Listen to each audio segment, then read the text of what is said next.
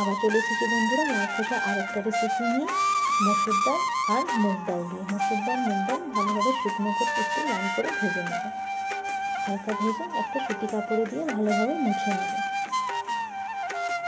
এর মধ্যে যা ডাস্ট থাকবে সেটা মুছে দিলে চলে যায়। এবার একটা ভালো পাউডার তৈরি করে নেবো। আমি একটু বেশি করেই পাউডার করে তৈরি করে রাখি। এবার লাউ খোসা এইভাবে আমি কেটে রেখেছি, ঝিরি ঝিরি করে কেটে রেখেছি। এবার তেলের মধ্যে কালো জিরে শুকনো লঙ্কা ফোড়ন দিয়েছি।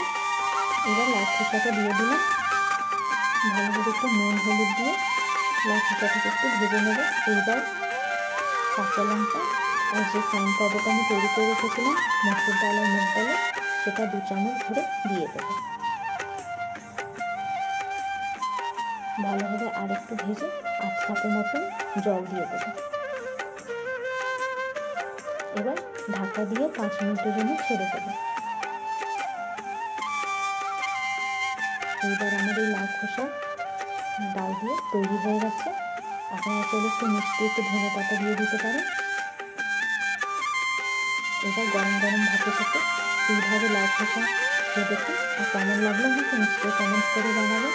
এই লাউ খোসা খেতে খুবই ভালো লাগে। Thank you.